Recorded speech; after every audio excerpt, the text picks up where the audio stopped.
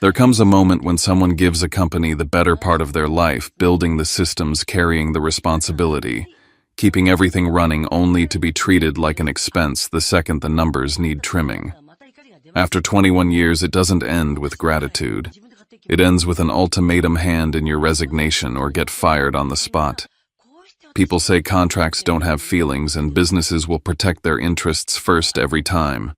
So when a company tries to pressure an employee into signing away their own rights, what's the right move?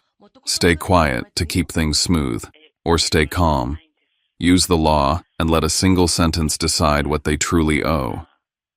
Before we dive into today's story, let us know where you're tuning in from. It's always amazing to see how far these stories travel. And don't forget to subscribe so you won't miss what comes next. Now I'd like to invite you to listen to his confession. My name is Briar Halden, but almost nobody at Kestrel Works calls me that. To most people on my floor, I'm Brix Briar Brix Halden, 31 years old, Senior Director of Enterprise Operations, headquartered in Charlotte, North Carolina. And I'm going to start with something small that anyone who's ever lived inside a corporate calendar understands in their bones. Friday afternoons.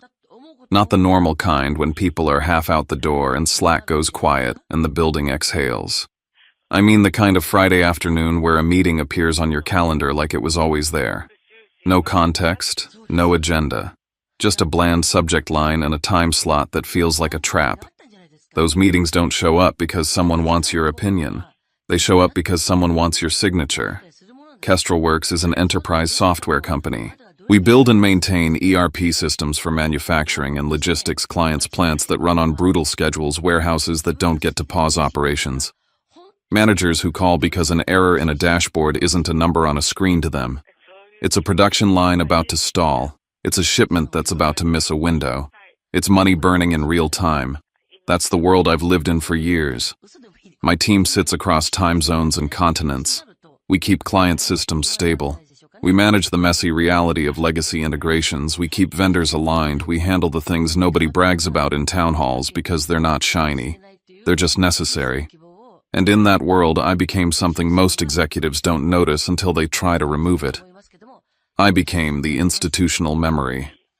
I'm the person who knows why a process exists, even when the documentation says it shouldn't. I'm the person who can find an email from 10 years ago that explains why a vendor clause was negotiated a certain way. I'm the person who remembers which client demanded the workaround, which integration broke 3 times before it stopped breaking, which temporary fix became permanent because it kept the company alive. My email archive stretches back further than most people's tenure. My vendor relationships predate half the leadership team that used to sit on the 4th floor before the acquisition. I can tell you why our reporting pipeline is built the way it is, which client will quietly leave if you disrespect the old rules, and which vendor contact still answers my call because I've never once thrown them under a bus. I'm not saying that to brag. I'm saying it because it matters. It's the reason everything that happened next wasn't personal. It was mathematical. There was one more thing that mattered too, something they never thought to read carefully because it didn't look like a weapon. My employment agreement.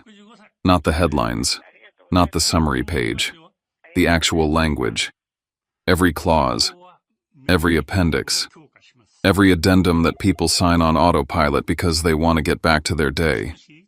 I read it like it was the only thing that would still speak for me when the room went quiet. Here's the part people always ask first, the part that has to make sense or nothing else lands. How does a 31-year-old have 21 years at the same company? I didn't fall into Kestrel Works as a polished MBA with a title. I walked into it at 16 with a cheap badge and a seasonal schedule. My first job here wasn't operations. It was basic warehouse support work that sat in the cracks between departments, the unglamorous stuff. Printing pick lists when the system hiccuped, running cables, helping a stressed-out project coordinator find the right spreadsheet before a client call. I got that job because Kestrel Works had a program for local students, and because I was the kind of kid who preferred being useful over being impressive.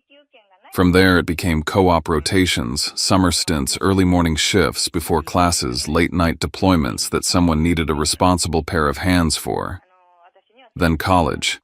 Then a full-time offer.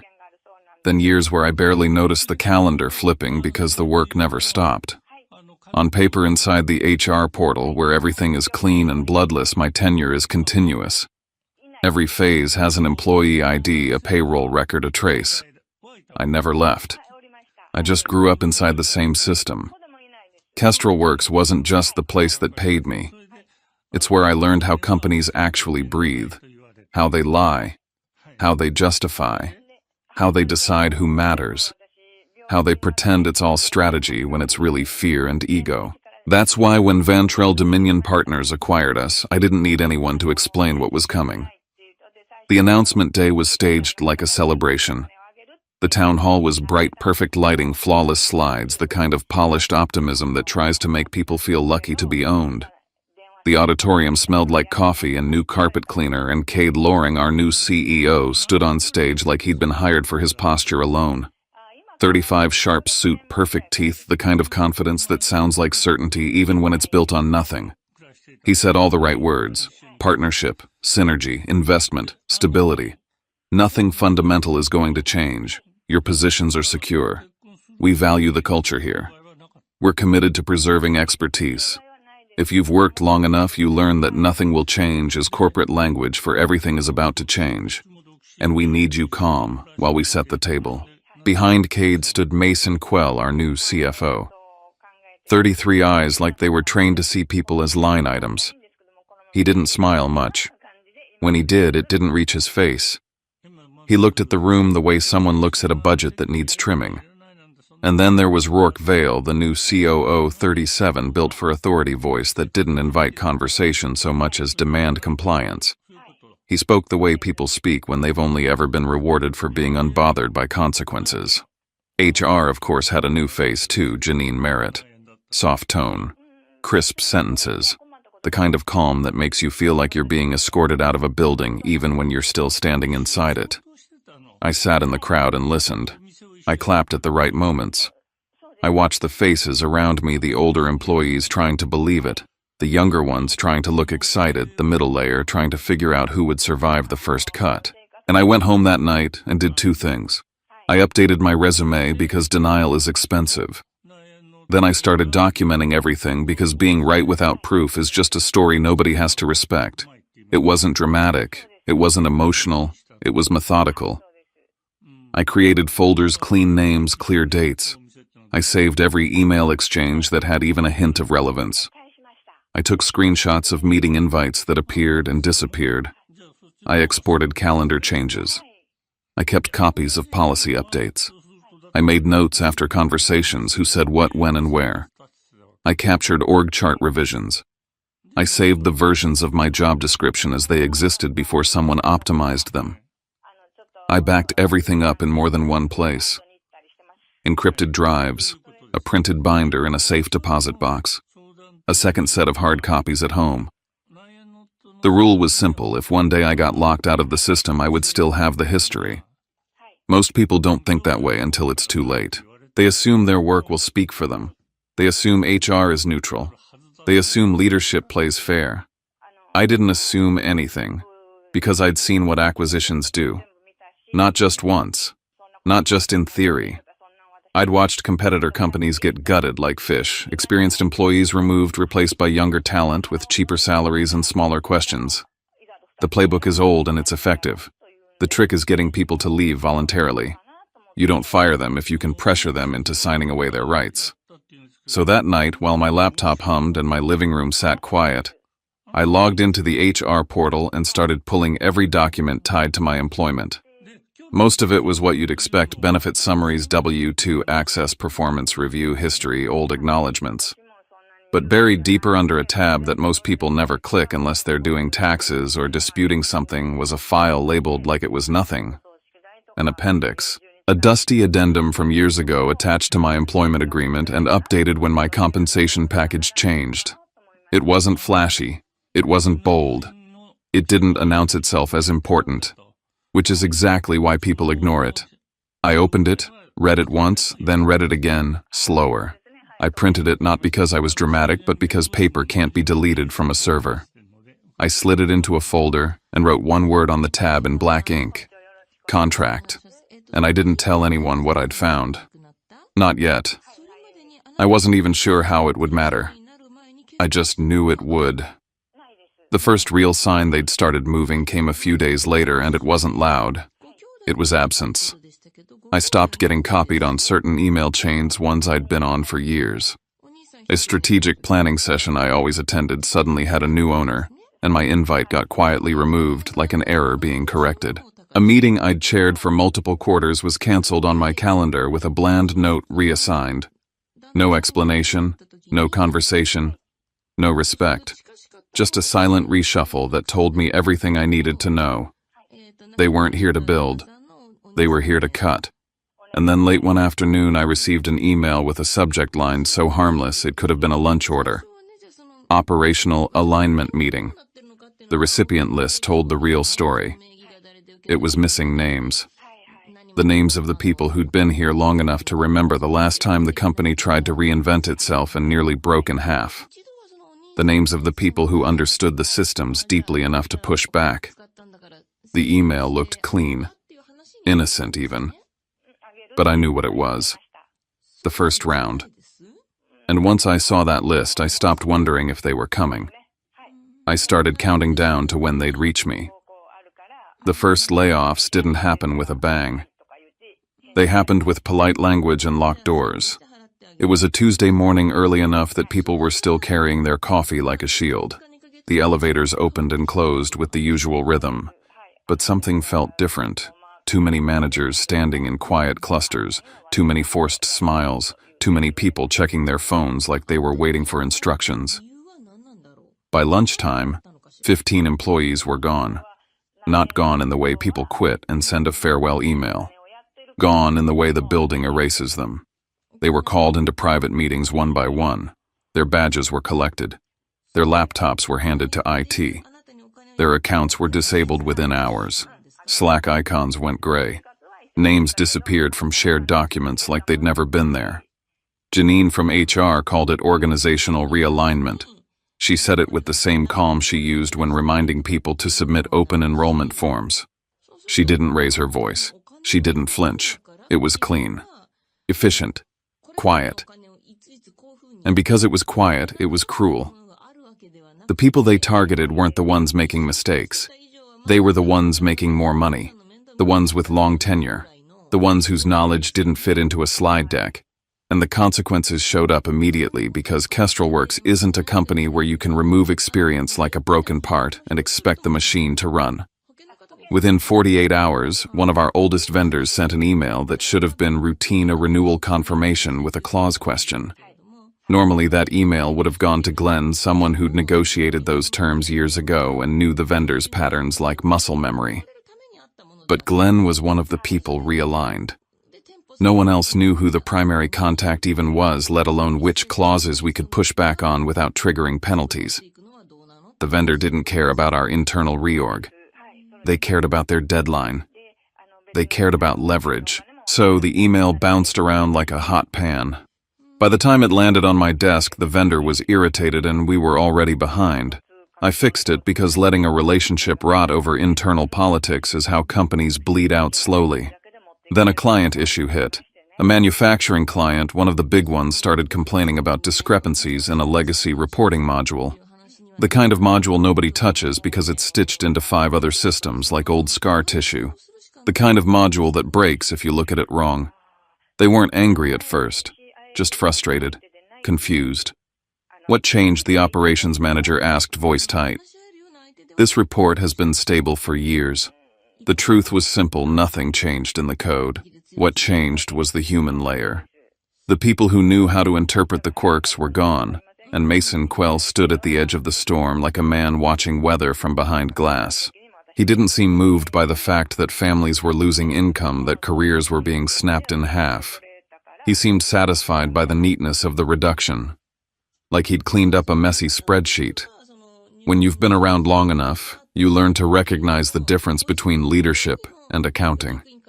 Mason wasn't leading anything. He was optimizing. And then quietly the attention shifted toward me. At first it was subtle enough that anyone could have called it coincidence.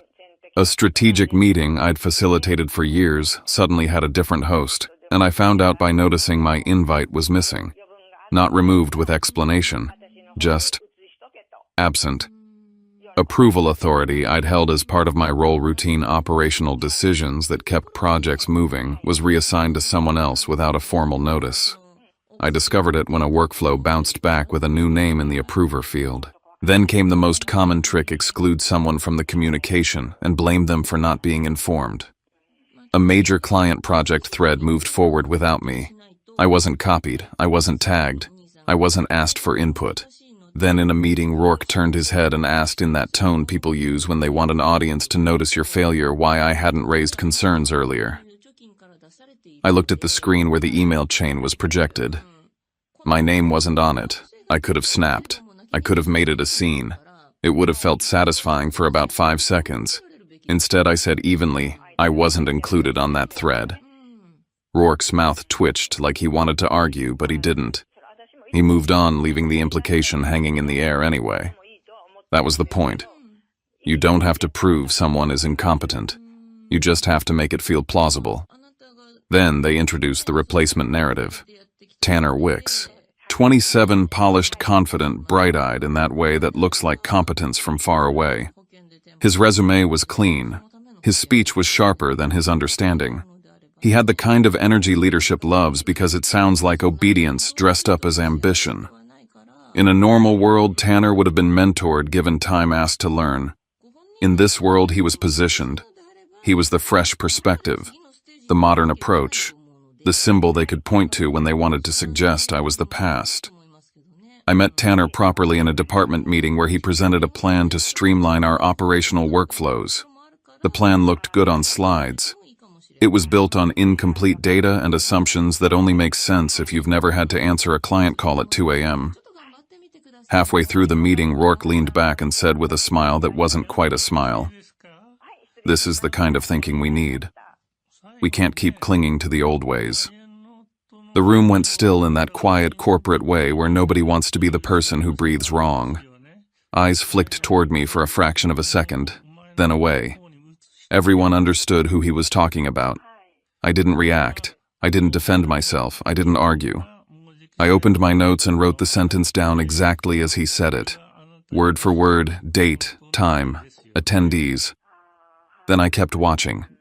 The first real break, the kind that turned suspicion into certainty, came from a mistake so simple it almost felt like the universe getting impatient. I received an email that wasn't meant for me. It wasn't a dramatic leak. It wasn't a whistleblower confession. It was a file attached to a chain that got forwarded to the wrong distribution group during a rushed back and forth. A slide deck. I opened it expecting nothing the way you open most corporate attachments. Then I saw the table. Cost tiers. Employees categorized by compensation band with notes that were supposed to be internal shorthand, the kind executives use when they think language can wash blood off numbers. There was a column with a phrase that made my stomach go cold, not because it surprised me, but because it confirmed everything. Legacy high comp, low replaceability risk. My name was there. Not under performance. Not under leadership. Not under value. Under cost.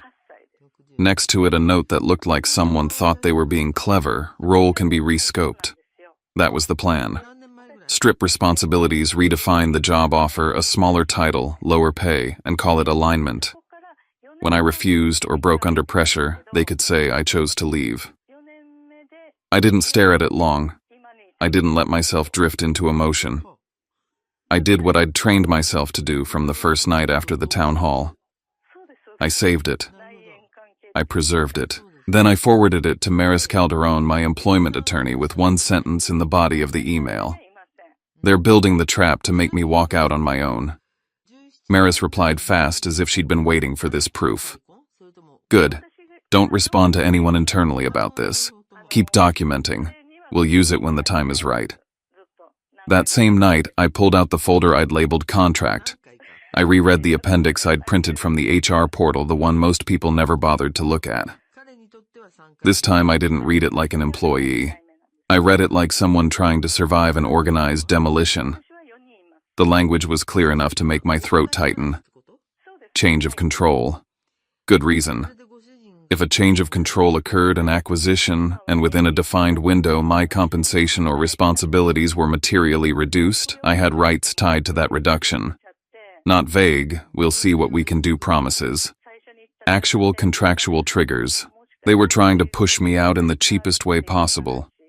And the cheapest way was exactly what that appendix was designed to address. For the first time since the town hall, I felt something close to calm. Not relief, not happiness, just clarity. Because I finally understood the shape of the fight. It wasn't going to be won by arguing with Rourke in a meeting. It wasn't going to be won by trying to make Mason feel human. It wasn't going to be won by appealing to fairness. It was going to be won by paper and timing. The next morning, Tanner presented his streamlined operational plan to a client team. He used a dataset that was missing key variables tied to legacy integrations. It wasn't malicious. It was ignorance with confidence, a dangerous combination in our world. The client asked a simple question. Tanner answered with certainty. The certainty was wrong. It created a small but humiliating error, one of those moments where a customer doesn't explode, they just go quiet, and the quiet is worse because it means trust is shifting. I stepped in without making a show of it. I corrected the interpretation. I offered the right explanation. I smoothed the edges so the client didn't feel the fear underneath. Afterward, when the call ended, Tanner looked relieved. Rourke looked annoyed not at Tanner for being wrong, but at me for saving it too smoothly. In the debrief, Rourke said loud enough for the room to hear, "We need to let new leadership take the wheel. We can't let the past keep dragging us backward." I didn't respond. I just wrote that down too. Because by then, I wasn't trying to win their approval. I was building the record. And I could feel the pressure tightening, the slow squeeze designed to make a person quit just to breathe again. I could feel myself being pushed toward a wall, but I wasn't panicking. I had documentation. I had the cost tier slide. I had the appendix. I had timestamps and patterns and words. And then right on schedule, Mason Quell's name appeared in my inbox with a meeting invite. Friday afternoon. Subject line: Operations Restructuring Alignment. No agenda. Just a time. And the kind of silence that comes right before someone tries to end a career in 30 minutes. The meeting invite sat on my calendar like a bruise. Friday, late afternoon. A subject line so bland it could have been about printer toner operations restructuring alignment. No agenda, no pre-read. Just Mason Quell's name as the host, and a conference room location that told me exactly what this was: not a discussion, not a collaboration, but a decision that had already been made. By the time I stepped off the elevator on the executive floor, the building had that end-of-week hush to it. People were gone, or pretending to be gone. The lights felt whiter up there, like the air had been scrubbed of anything human. Mason's office sat behind a glass wall, spotless and cold, the kind of space designed to look expensive without ever looking lived in. His assistant nodded at me without smiling. Mason didn't stand when I walked in. He stayed behind his desk, hands folded, expression neutral in a way that wasn't calm so much as controlled. "Bricks," he said, as if we were old friends and not two people on opposite sides of a line. I sat without being asked. That's a small thing, but in rooms like that, small things matter. You give up your posture, you give up the pace, you give up the feeling that you belong there. Mason leaned back slightly and started talking in that slow, rehearsed way that always signals someone is about to present a problem as a favor. "We've been reviewing operations," he said, "aligning with Vantrell's framework, standardizing roles, creating more flexibility." He talked about efficiency like it was a moral value, about right-sizing like it was a natural law. He didn't use the word cut because people who cut don't like to admit they're holding the knife. Then he slid a folder across his desk. Not shoved, not thrown, placed carefully, like a gift. Inside was an offer that wasn't an offer. He called it a new role, a repositioning that would better match the evolving needs of the organization. The title was Smaller Senior Operations Coordinator, something that sounded like a step down, even if you'd never seen an org chart in your life. The job description was almost identical to what I was already doing, except the power was gone. Fewer approvals, less authority, more reporting up. Responsibilities redistributed for balance, and the salary. It was a deep cut, the kind that makes your stomach drop even if you already expected it. A number so far below my current compensation that it wasn't about budgeting. It was about humiliation. It was about making the choice feel inevitable. Mason watched my face, probably waiting for anger, pleading panic. Some sign that he could use later to paint me as unstable or unprofessional. I didn't give him any of it. I looked at the paper like I was reading a menu. I let the silence stretch just long enough to make him uncomfortable. Then I said the only thing I'd rehearsed for a moment exactly like this. I'll need time to review this. Please send it to me in writing. His eyes tightened the smallest flicker. He'd wanted me to react. He'd wanted a scene he could claim proved I was resistant. He'd wanted me to say something sharp so he could call it insubordination. Instead, I gave him a sentence that created a record and bought time. Mason tilted his head as if he was offering patience. Of course, he said. But we'd like to move quickly. There are a lot of moving parts. Understood, I said. Send it in writing. He tried again, softer. This is a good opportunity, Brix. The company is changing. This keeps you in the fold. I looked up from the folder. I'll review it when I receive the full proposal in writing. What I didn't say, what I didn't need to say, was that a pay cut like that, paired with a title reduction and stripped authority, was not an opportunity. It was a push. A way to get me to leave without calling it a termination. A way to avoid paying what they didn't want to pay. I walked out of his office feeling nothing dramatic. No rage, no heartbreak. Just the click of a mechanism inside my head. The playbook was no longer theoretical. It had my name on it. I went back downstairs, logged into my laptop, and did what I'd been doing for weeks. I documented the moment as cleanly as possible. I wrote down his exact phrasing, the time, the setting, the numbers he'd placed in front of me, the way he'd described it as flexibility when it was clearly a trap. Then I called Maris Calderon. Maris didn't pick up on the first ring. She rarely did. She ran her practice like someone who'd learned the hard way that boundaries were survival. But she called back within 15 minutes. Tell me everything, she said. No small talk. So I did. I read her Mason's language the way you read a threatening note. I told her the title, the salary, the shift of approvals, the mention of moving quickly, the pressure wrapped in politeness. Maris was quiet for a beat. Then she said flat and certain, "That's constructive dismissal." I let out a breath I hadn't realized I was holding. "They're trying to force you out," she continued. "They want you to resign voluntarily so they can avoid severance obligations, avoid any claims, and keep it clean." I stared at my desk plant, the one my team had given me last year, like it might give me an answer. "What do I do?" I asked, even though I already knew the shape of it. Maris didn't hesitate. "3 things. First, we lock down your contract and every appendix, addendum, and policy tied to change of control and good reason.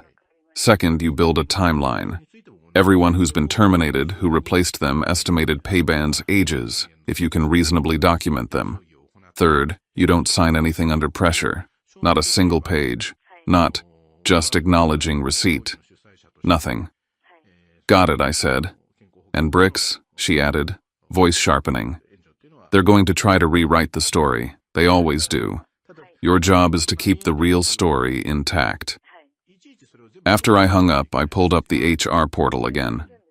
I went straight to my role documentation, the job description that had lived there for years, updated occasionally, but always reflecting the level of authority I actually held. I clicked through like it was routine until my eyes caught the missing lines. The JD had been changed. Quietly. Cleanly. Without notification. Responsibilities that put me at a senior decision-making level were gone. Approval authorities were softened into collaboration. Leadership language had been replaced with support. Anything that proved I was central to operations had been diluted into something that could be re-scoped without sounding like a demotion. It was subtle enough that most people wouldn't catch it. But I'd been watching for exactly this. Because in a few weeks, they'd sit across from me and say with perfectly straight faces, "Your role has shifted. The responsibilities are different. The pay aligns with the updated scope, and if I didn't have proof, it would become my word against theirs. I took screenshots of the current version. Then I pulled a copy of the older version I'd saved weeks earlier. I took screenshots of that too. I captured timestamps and metadata. I exported the page as a PDF. Then I emailed the entire bundle to Maris with a subject line that said exactly what it was. They changed my job description without notice, before and after attached. Maris replied with 2 words. Perfect. Keep going. That night, my phone buzzed with a message from Nina Park. Nina was one of my operations leads, sharp, reliable, the kind of person who could keep a client calm and a team focused at the same time. Nina didn't gossip. She didn't exaggerate. If she reached out, it was because something real was happening. Her text was short. No greeting. No filler. Be careful. They're asking HR for your performance data, not to review it, but to find language to use against you. I stared at the message for a long second. It was the confirmation I hadn't wanted but had been expecting. They weren't looking for truth. They were looking for phrases. Words that could be lifted out of context, polished, and presented as evidence of misalignment. I typed back slowly. How do you know? She replied almost immediately. I heard it in a meeting. They want something that justifies the restructure. Don't give them anything off the record. Use email. Use policy. Use documents you already have rights to access. I didn't ask her for files. Nina was already taking a risk by warning me. Asking her to cross a line would put her in danger and taint anything she provided. Instead, I thanked her. Quietly. Then I opened my folder again, the one labeled contract, and I laid the pieces out mentally like a mechanic looking at an engine. I had the cost tier slide. I had the appendix with change of control language. I had evidence they were stripping my job description. I had the pattern of exclusions and the timeline of cuts. I had Nina's warning that they were hunting for wording. What I needed next wasn't a long explanation. It wasn't a speech. It wasn't an email chain where I poured out frustration and gave them something to misuse. What I needed was a sentence. Maris had hinted at it during our call, a strategy built on timing and precision. She didn't want me charging in. She wanted me waiting, letting them take the next step, letting them expose themselves. So I started drafting something simple. Not a resignation letter yet, not in final form. Just a framework. One line that controlled when anything became real. One line that didn't argue. One line that didn't plead. One line that would force them to deal with obligations they'd been hoping to avoid. I wrote it, deleted it, rewrote it, then saved it in a folder that wasn't on my work system. I didn't send it to anyone. I didn't even print it. I just put it in position the way you place a key in a lock before you're ready to turn it. The following Monday, an email arrived in my inbox from Janine Merritt in HR. The message was short and careful. Please report to Conference Room D immediately. No greeting, no context, no explanation. And it wasn't an invitation. It was a summons. I stared at the screen for a long second, then closed my laptop with deliberate calm. I stood up, smoothed my shirt, and walked out of my office like I was going to any other meeting. Because I'd been waiting for this moment since the day Cade stood on stage and promised nothing would change. When a company forces someone to choose between resigning and being fired, they think they're closing a door. Sometimes they're opening one. The days after that HR email felt like living inside a staged photograph. Everything looked normal if you didn't know where to look. People still smiled in the hallway. Calendars still filled up. Slack still chirped. The coffee machine still hissed and sputtered like it always had. But the tone was wrong. Polite in a way that wasn't kindness. Polite in a way that felt like fear. Conversations ended too quickly when someone senior walked by. Laughter sounded a half-second late. Doors closed softly but firmly. And my calendar was being carved into something smaller. Meetings that mattered, client escalations, vendor negotiations, cross-functional sessions where decisions actually got made started disappearing from my week. Not all at once. One by one, in their place appeared check-ins. 15 minutes, 20 minutes. No agenda. A recurring slot with someone who used to work for me now touching base as if I needed supervision. It was a slow squeeze, a controlled erosion designed to make me doubt myself, doubt my position, doubt my worth, to make the job feel like a room with less and less air. I didn't panic, I didn't lash out. I shifted fully into collection mode, because I could feel what they were building. They weren't just trying to push me out. They were trying to create a story where I deserved it. The first attempt came through operations itself, through a gap they created on purpose. One morning I got a notification that a key approval step in a deployment workflow had been reassigned. It wasn't dramatic, just a change in a drop-down field. The approver for a specific gate one that historically came through my office was now Tanner Wicks. No announcement, no email, no meeting. Just a silent transfer of responsibility. 2 days later, a major manufacturing client reported a data mismatch in an inventory reporting module tied to their supply chain forecasts. It was one of those issues that looks small until you understand what it does to a plant schedule.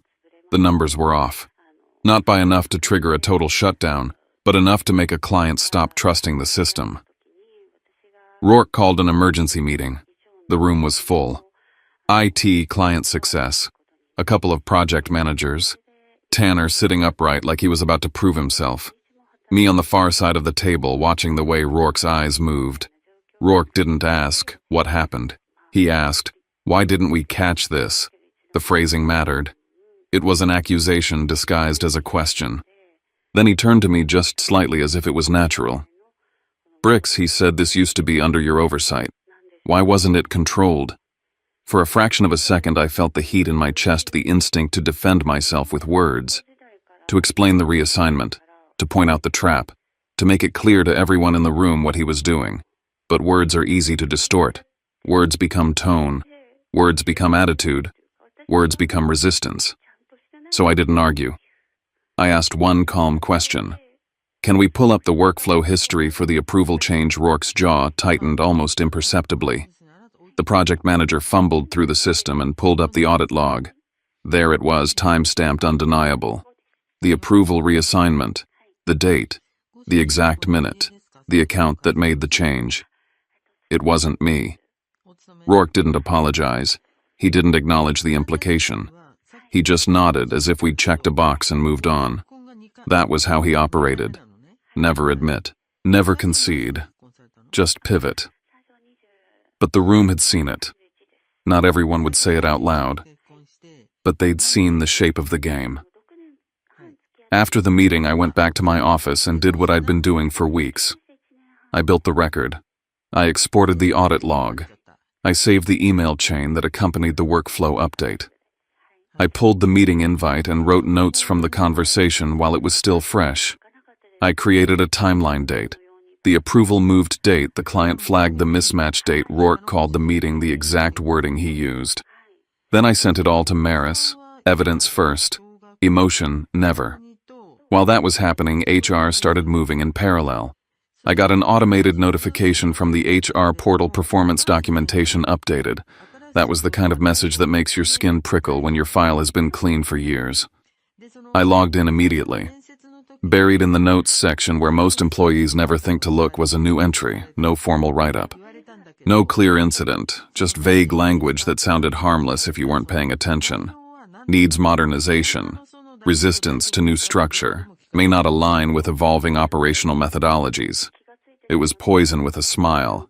It wasn't specific enough to challenge easily, but it was specific enough to be cited later. A seed planted so that when they said we made difficult decisions, they could point to a pattern they'd created themselves. I took screenshots. Then I requested in writing a complete copy of my personnel file under the policy that allowed employees to access their records. I noted the timestamp of the update and compared it to the recent org chart changes. The timing wasn't random. It never is. 2 days later, the third confirmation arrived in my inbox, delivered by someone else's carelessness.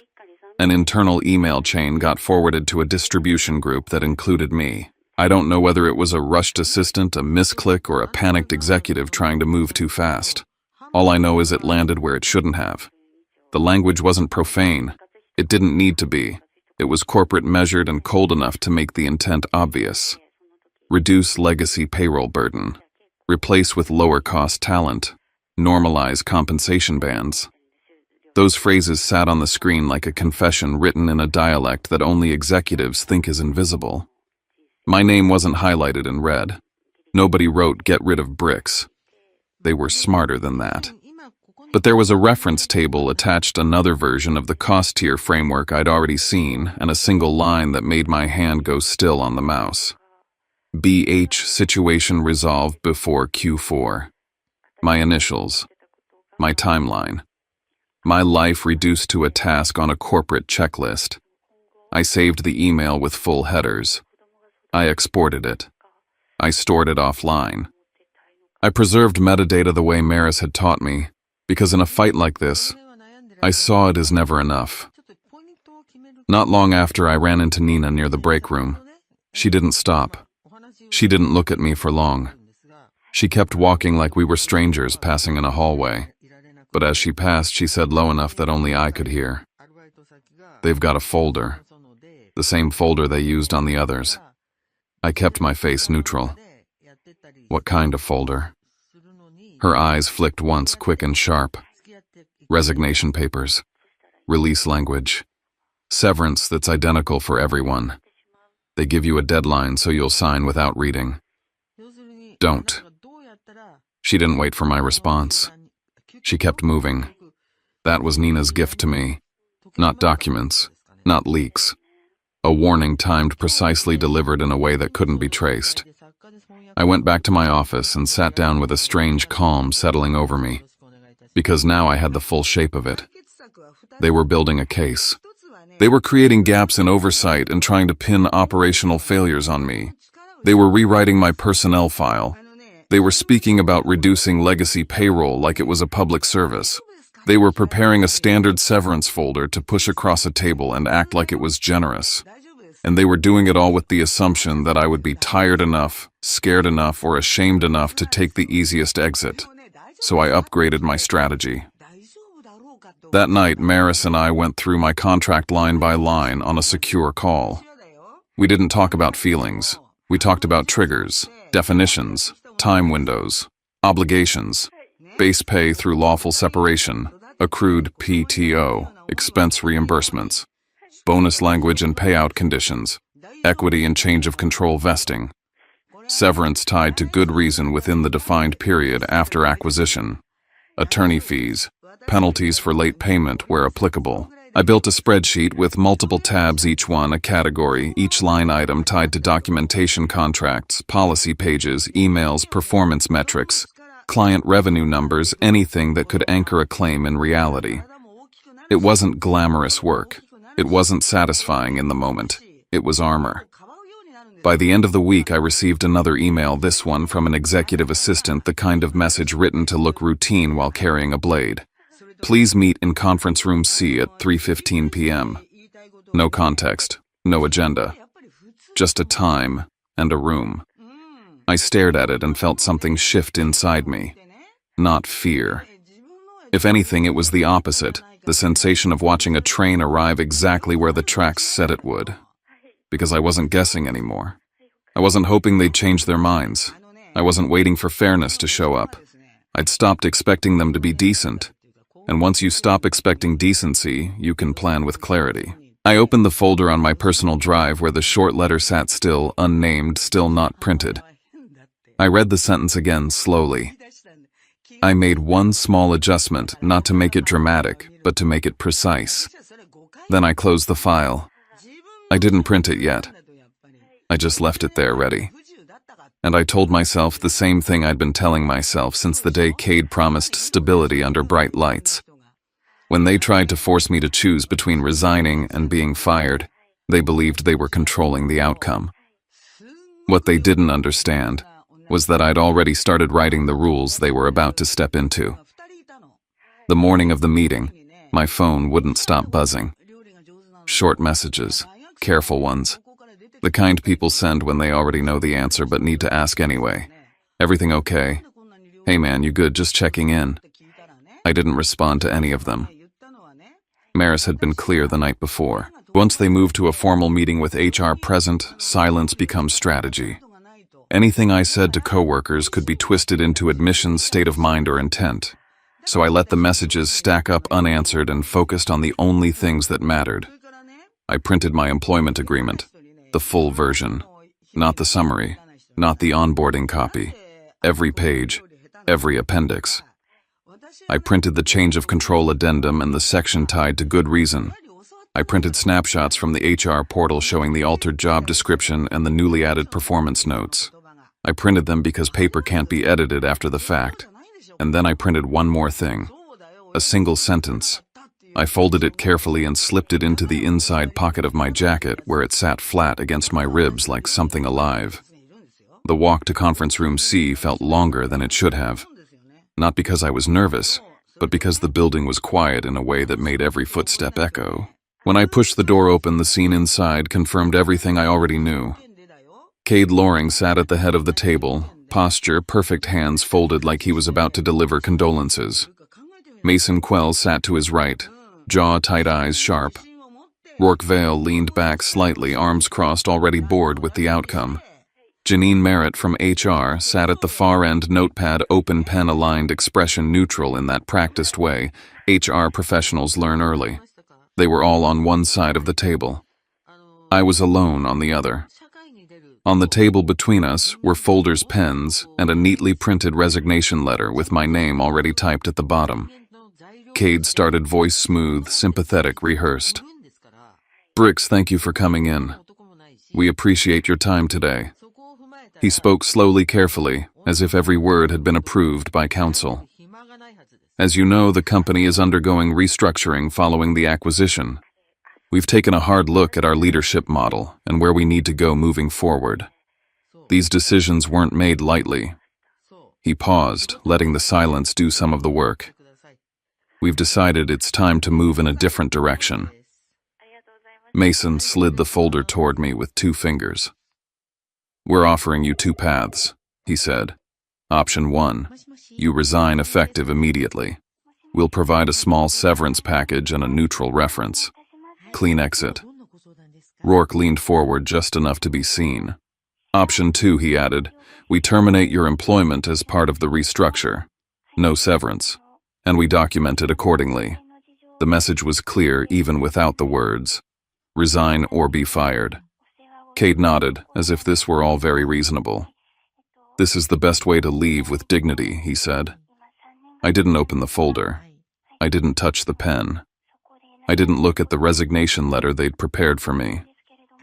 Instead, I looked at them. "I don't agree with your assessment," I said calmly. Cade tilted his head. "Are you saying you don't believe you're aligned with the new model?" "I'm saying I don't agree that my role is redundant," I replied. "And I don't agree that the conclusions you're drawing reflect my performance or responsibilities." Mason jumped in quickly, the way people do when they want to steer the conversation away from substance. "This isn't about fault, it's about fit." "Then please put all proposals in writing," I said. "I'll review them." Janine glanced at the clock on the wall. "You have 30 minutes, she said evenly. Mason tapped the pen against the table. "This is a formality. Just sign, and we can all move on." That was the moment I recognized exactly where I was. The same room others had been led into. The same language, the same pressure, the same artificial urgency designed to shut down careful thought. I took a breath and said the sentence that made the air change. "I'll resign." The reaction was immediate. Cade's shoulders relaxed. Mason exhaled like someone who'd just won a hand he thought might go bad. Rourke smiled barely. Janine slid the resignation letter closer to me and offered the pen. "Sign here," she said. I raised a hand, stopping the motion. "I'll write my own resignation." The room froze. Cade blinked. "We've already prepared one that covers the necessary legal resignation as a personal statement," I said, keeping my voice steady. "If you're dictating the language I'm allowed to use, then it's not voluntary." Silence. This was the moment they had to choose between control and appearance. If they forced their document on me, they'd expose the coercion they were so carefully trying to hide. Cade nodded slowly. "Fine," he said. "You can write your own. But we need it today." You'll have it before the end of business, I replied. I stood, collected my papers, and walked out of the room. Behind me, they were already celebrating quietly. I could feel it. They thought I'd folded. They thought this was done. Back in my office, I locked the door and opened the file I'd prepared with Maris. The sentence sat there unchanged. Clean. Exact. My resignation would be effective upon full settlement of all compensation benefits and amounts owed under my employment agreement and applicable law. Nothing more, nothing less. I printed it, signed it in blue ink, scanned it with a timestamp, made copies for my records. At 4:17 p.m., I walked back into conference room C and handed the letter to Cade. He skimmed it, barely reading. Mason glanced at the signature. Janine nodded and took it into her folder. HR will process everything she said. You'll receive details later. I'll need written confirmation of all payments timelines and what's included, I said. We'll follow up, Mason replied dismissively. I left without another word. I packed my personal items into a box, ignored the messages lighting up my phone, and walked out to the parking lot as the sun dropped low over Charlotte. I didn't leave the company. I set the condition for leaving, and they accepted it, without understanding what they'd just agreed to. 5 days later, the phone rang. It was a quiet morning. I was standing in my kitchen, coffee still steaming, when my phone vibrated on the counter. An unfamiliar number, Charlotte area code. I answered on the fourth ring. This is Briar Halden. Mr. Halden, the voice said. This is Grant Huxley, General Counsel for Vantrell Dominion Partners. His tone wasn't aggressive. It wasn't friendly either. It was controlled, careful, like someone walking through a room filled with glass. I'm calling about your resignation letter. I waited. There's some confusion about the language you used, he continued. Specifically the phrase, effective upon full settlement. Can you explain what you meant by that? I took a sip of coffee and set the mug down. It means exactly what it says, I replied. My resignation becomes effective when I receive full settlement. There was a pause. So until then, Grant said slowly, you believe. Until then, I remain an employee, I said, with all associated rights and benefits. Silence. I could hear paper moving, someone whispering. The sound of a team of lawyers reading a sentence they should have caught the first time. Can you repeat that? Grant asked. My resignation is conditional, I said, repeating it exactly.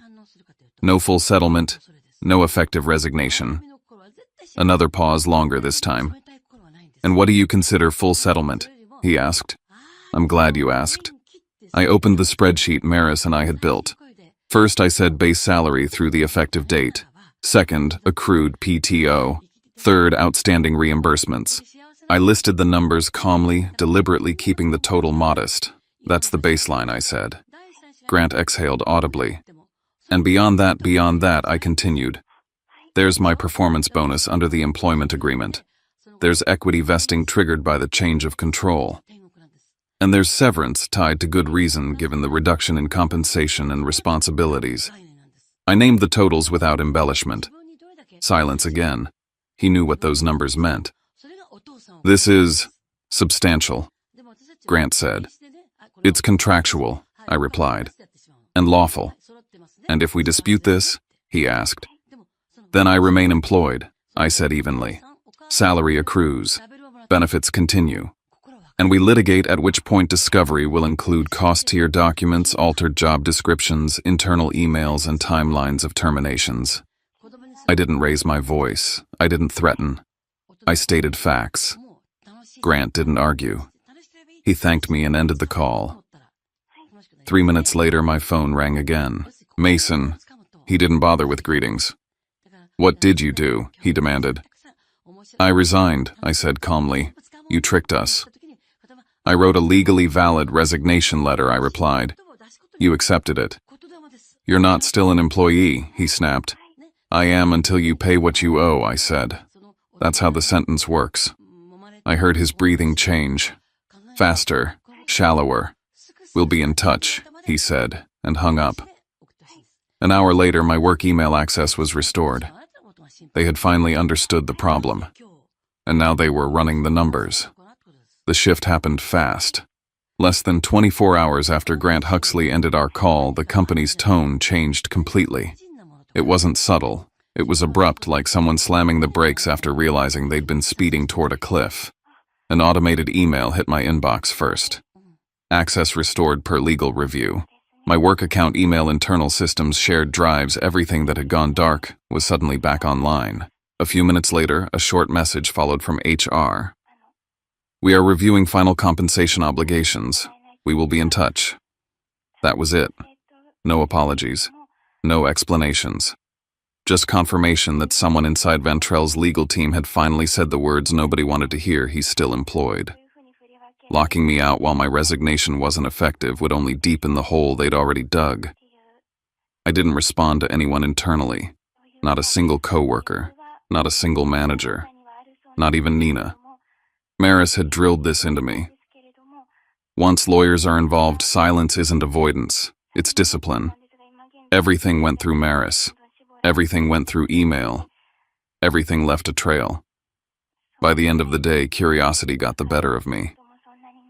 I logged into my restored mailbox, fully expecting to see the usual noise. What I didn't expect was to find an internal thread sitting there like a dropped wallet. The subject line made my pulse slow instead of spike. Urgent Halden resignation language exposure. It was a chain that never should have survived the access restoration. Too many people. Too much panic. Too much honesty written in the rushed shorthand executives use when they believe nobody outside the circle will ever read it. I opened it carefully. Someone had written plainly that they had accepted my resignation without reviewing the language. Another person flagged potential exposure related to good reason and change of control provisions. A third warned explicitly not to create written records about intent or pressure. Do not put anything in writing that suggests coercion. They weren't confused. They weren't ignorant. They knew exactly what they'd done and exactly how bad it could get. I exported the thread in its original format, saved the headers, captured the timestamps, stored it offline with everything else. It wasn't leverage to wave around. It was insurance. That afternoon, Grant tried again. "This doesn't need to be complicated," he said over the phone, his voice measured but tighter than before. "If you'll just confirm that your resignation is effective immediately, we can release severance as discussed." "I've already been clear," I replied. "All communication goes through my attorney, and my resignation already states when it becomes effective." "There's nothing further to clarify?" he asked. "No," I said. "There isn't." I hung up and forwarded a short summary to Maris. The first settlement proposal arrived the next morning. It came dressed up in formal language and good intentions. Full and final. Take it or leave it. A generous gesture to avoid prolonged dispute. A deadline attached to make it feel urgent. The number looked large if you didn't know what it excluded. That was the trick. It counted base pay, unused PTO reimbursements, and a severance amount that barely rose above what they'd offered everyone else.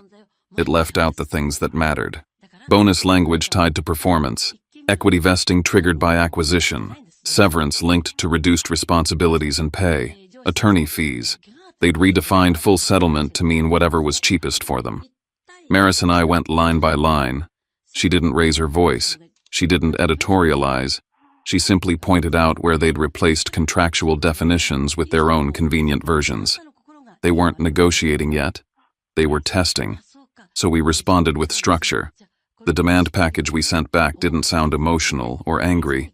It sounded boring, corporate, unavoidable. A summary table broke down every category of compensation. Each line referenced the exact clause or appendix that supported it. Performance metrics backed the bonus calculation. Vesting language supported the equity. Dates aligned with the change of control window. We included payment method, timeline, wire instructions. At the top, one sentence set the tone. This request reflects contractual obligations. No additional compensation is sought. Then we waited. That was the part they hated most. Every day that passed without payment meant I remained employed. Salary accrued. Benefits remained active. Retirement contributions continued.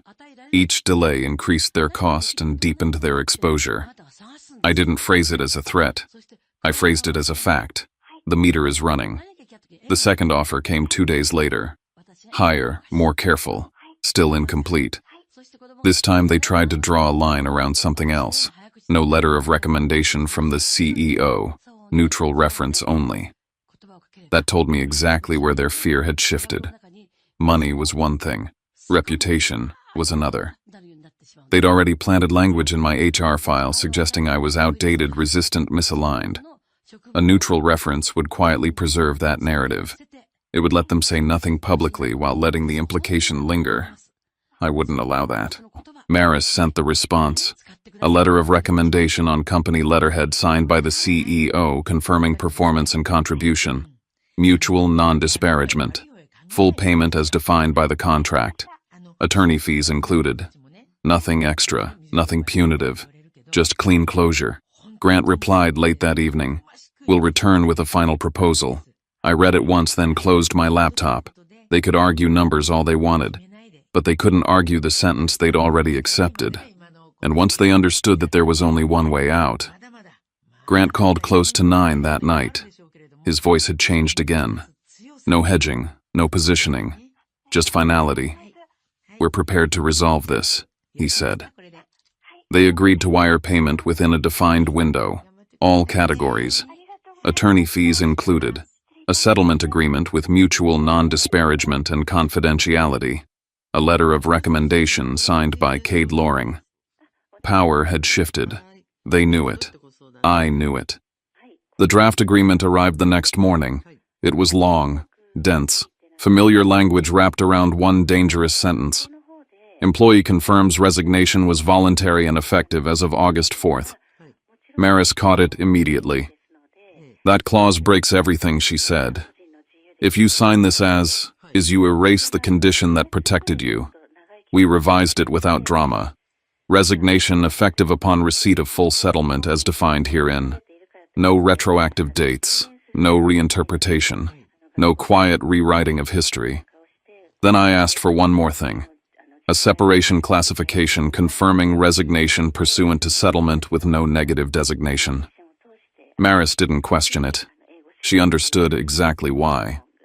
I'd watched them alter records before. I wasn't leaving space for ambiguity. They pushed back once, lightly. Then they agreed. The wire hit my account on a Wednesday afternoon. No ceremony, just a bank notification and a balance change. Later that day, a FedEx envelope arrived. Inside was the letter on corporate letterhead, Cade's signature clean and unmistakable at the bottom, praising my contributions and leadership. I didn't smile. I didn't celebrate. I exhaled. After Maris reviewed the final agreement I signed. Only then did my resignation become effective, exactly as the sentence had always required. Weeks later, stories drifted back to me. A major client left after repeated reporting failures. A vendor relationship collapsed because nobody knew who to call. Implementation timelines slipped. Errors multiplied. I felt no satisfaction in it, just recognition.